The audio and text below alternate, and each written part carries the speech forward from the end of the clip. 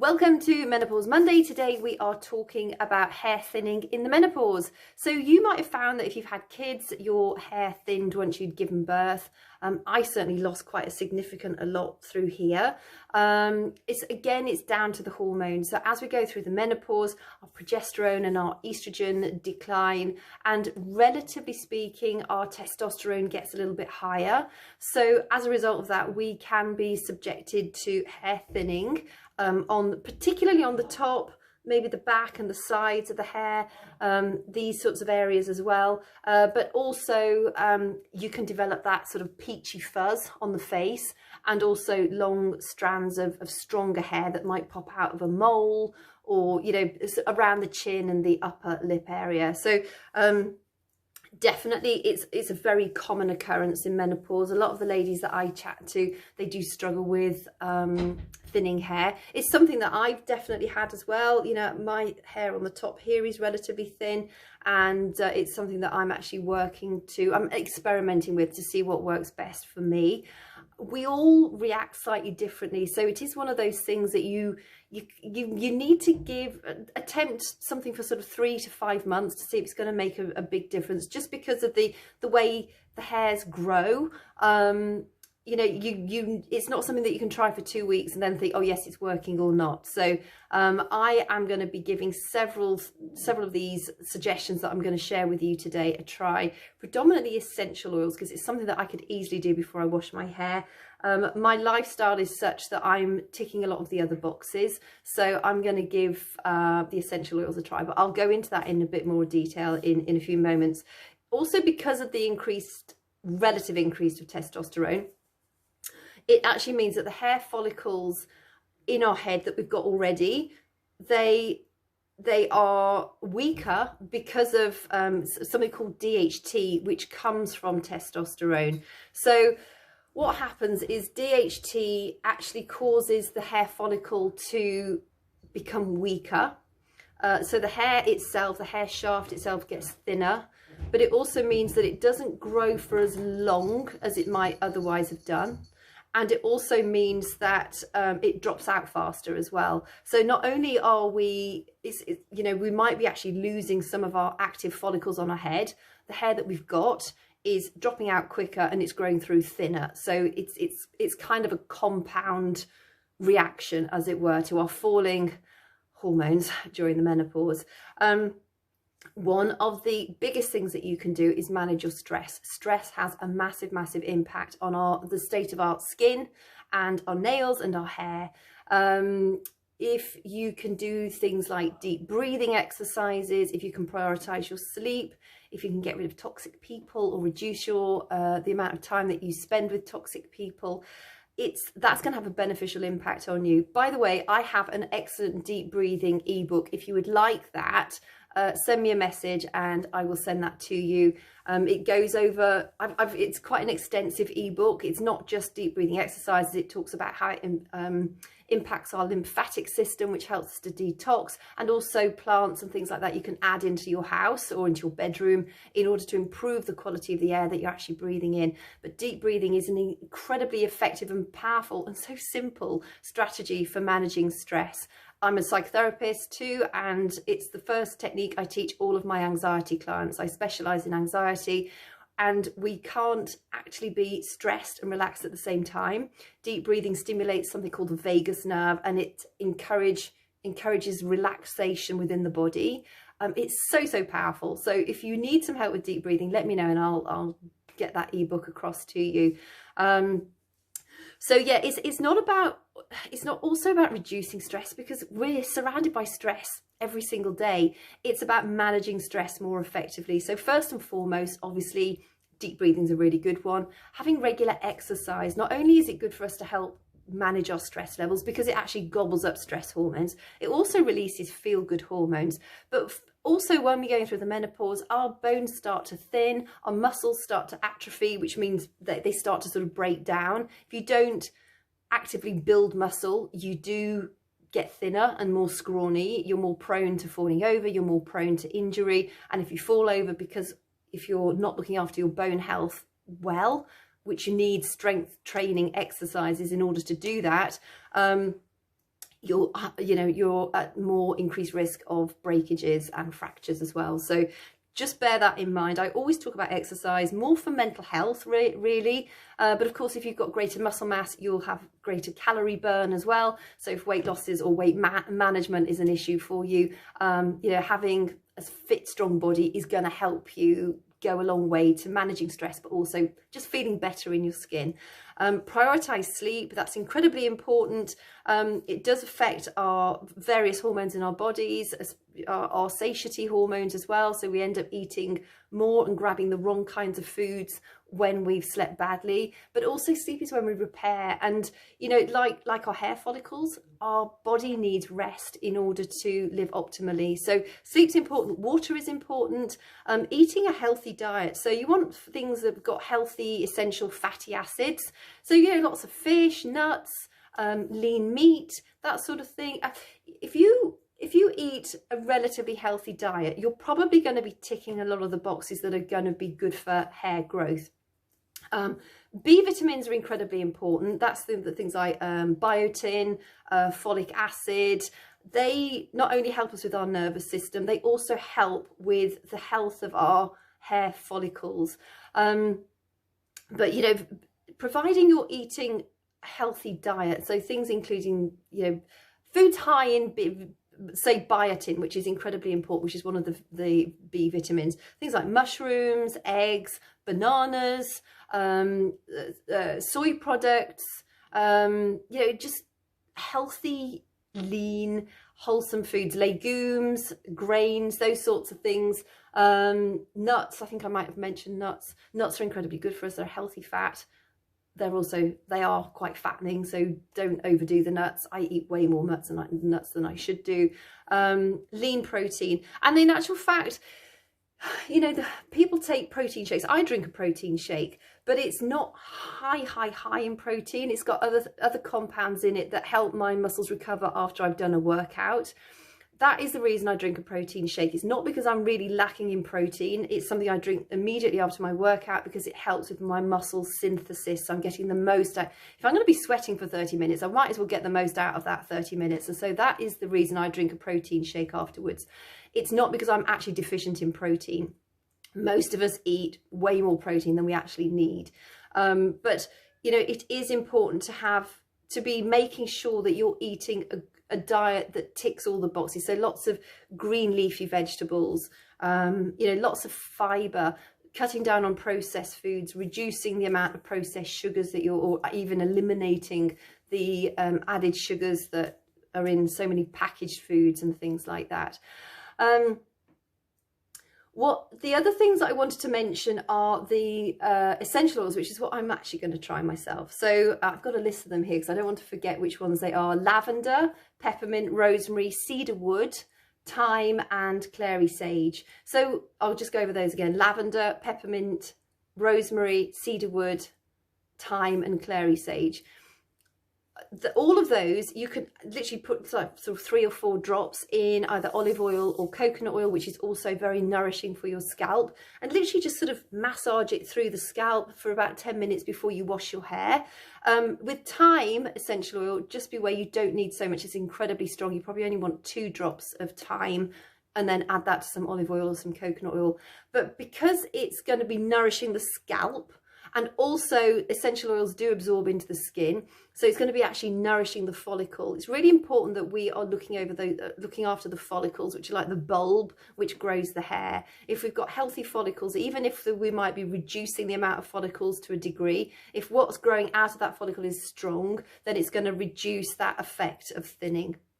And also just know that once the menopause is over and done with, often your hair will come back to some sort of semblance of normality. It might be a slightly different texture. As I've got older, mine's got much more sort of kinky, as I call it, but a bit more scrunchy. The other thing which was quite interesting is chili is also really good for stimulating the sort of the sensory nerves around our follicles. So if you like chili, you're actually doing yourself a favor if thinning hair is a problem for you. And isoflavones, so soy isoflavones, so things like tofu, fermented soy products, soya milk, that kind of produce is going to be really beneficial for your follicular health as well. So do consider that. I actually drink soya milk. I drink unsweetened organic soya milk. The phytoestrogens, they're not so strong as to cause an estrogen dominance, but they're strong enough, particularly when we talk about hair loss, to counteract the effect of DHT, which comes from the production of testosterone, which is what targets our follicular health. So it's the DHT which makes our follicles get weaker, make our hair thinner and fall out faster, and phytoestrogens actually help to prevent that happening. They nudge the DHT out of the sort of sensory area around the follicles. So there is scientific proof out there, and it really does work. So I think I've got a few notes here because I just wanted to make sure I didn't forget anything in particular.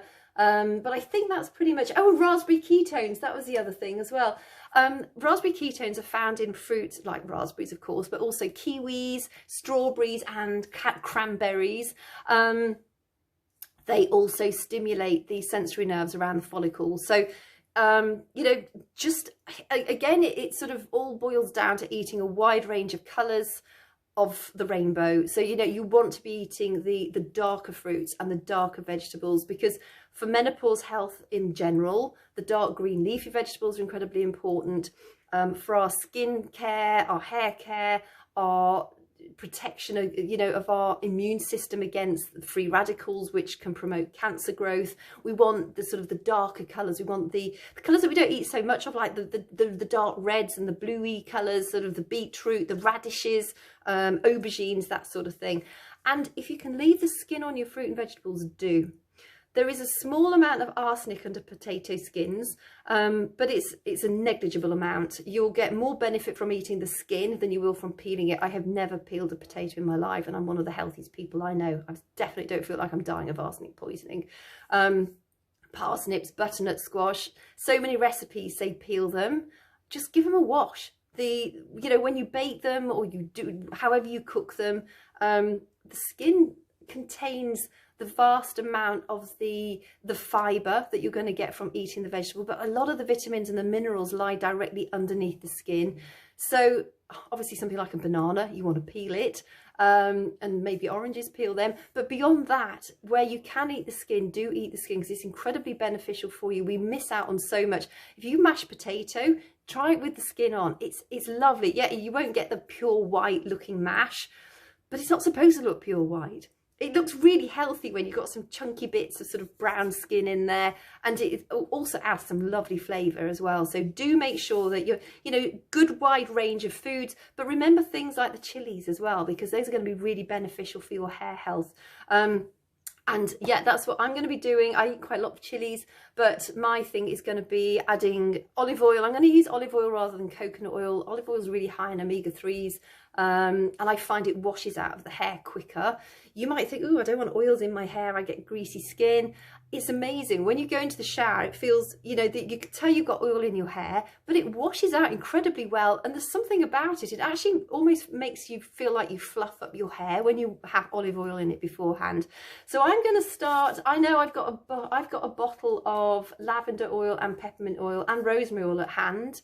I've got them in my bedroom. So I'm going to probably start. I might just rotate lavender, peppermint and rosemary and see what happens for the next 3 months, and see if it actually makes any significant difference to my hair around here. And then lastly, just go a bit more natural with your hairstyling. Again, I used to blow dry my hair every day. I used to straighten it. And since I don't even own a hairdryer now, and I'm not saying you've got to do what I do. I look quite scruffy. So if you like the groomed look, perhaps you need to, you might need to do something. But, maybe allow a couple of days at the weekend, or when you're not required to look like on point all the time, go easier on your hairstyling products. Since going natural, I don't get split ends anymore. I do colour my hair myself at home. I use a range of sort of light toners, and I do occasionally do a few like baby light streaks. In the summer actually it goes quite blonde by itself, but in the winter it's just really, really boring colour. Hence there is a bit of blue in it. That wasn't supposed to happen. But just be careful with the products that you use on your hair. I've found that since not using heat on my hair, It's made a massive difference. I wash it. I use Olaplex the majority of the time. I use an Olaplex building serum afterwards, number 6, and then I've got the oil as well, if you know about Olaplex. I use the entire system of Olaplex. I think it's really good. But I don't dry my hair afterwards. I just put some, like, I've got like a sea spritz salty stuff that helps make it go a little bit sort of crimpy, and that's all I do. I just sort of scrunch it up a bit. Sometimes I put like I haven't got my hair grip on me, but I've got a tiny little scrunchy hair grip. Sometimes I might put 1 or 2 there just to give it a bit of root lift while it dries. A lot of the times I don't. I haven't done that today, but you know, I think it's just one of those things. It just enables your hair to eventually get back to some sort of healthy normality. And also, if your hair's thinning, consider going a bit shorter. I always used to have really long hair, and it was when my hair started to thin after I'd had the children, I went and got it cut into a longer bob than it is now. I also cut my hair. I know it probably doesn't look the best. It's a bit scruffy, but again, because it's got that kinkiness in it, it's a bit forgiving. But I quite like having a go at it. I'm not suggesting that you do that. But, you know, a shorter style, I think it's amazing. When my hair gets to about that length, I really notice how it starts to feel flatter on top. So consider going a bit shorter. I actually think I love shorter hair. Not really. In fact, I think the pixie cuts look amazing. I just don't think they'd suit my particular face. But yeah, do consider going a bit shorter because it does fluff it up a little bit. So that I rambled a bit at the end. I really apologise. I didn't mean to, but I think it's quite handy. You know, I think we all like to have hair that we feel happy with, and it can make such a difference to you, can't it, when you feel happy with your style. You know, now that we're sort of coming out of lockdown, everybody's got their images of, oh, I've just been to the hairdresser and thanks so much, feel so much better. And it's amazing how it can boost how you feel about yourself when you're happy with, you know, how your hair looks. So, you know, do consider going a bit more natural, giving your hair a sporting chance. Don't sort of dry it out as much, you know, by using all the tools and the accessories that are out there. And maybe allow your hair to do what it would naturally do and see what happens. You might love it, and then you might never go back. I was really doubtful, and actually now I think if I straightened my hair, I think I'd look really weird. So anyway, that's just my 2 pennies worth. So I hope this helps. Just remember, it is a combination of managing your stress, understanding the underlying issues. So it is the fact that our hormones, our estrogen and progesterone, are declining, and as a result our testosterone is lifting, elevating slightly relative. And then DHT, which is an element which is created by testosterone, is what is causing that follicular weakening. So it's important that we have those aspects in our diet that are going to help strengthen and sort of nudge the DHT out of the follicles. So that is a good combination of B vitamins, which you should be able to get from your diet. If you can get a B vitamin supplement. If you end up taking too many B vitamins, you'll pee them out. They're water soluble, so they're not going to do you an awful lot of harm. But again, you know, supplements are quite pricey. So, you know, if you've got generally a healthy lifestyle, you probably don't need any. I suppose you could always go to your doctor and find out if you are deficient in anything in particular. But if you can just eat a regular, healthy diet, all the colours of the rainbow, drink plenty of water, prioritise your sleep, reduce your stress. And remember, if you want that ebook about deep breathing exercises and how to incorporate breath more effectively into your life, just send me a message and I'll get that sent off to you. So I hope that was helpful, and catch you soon.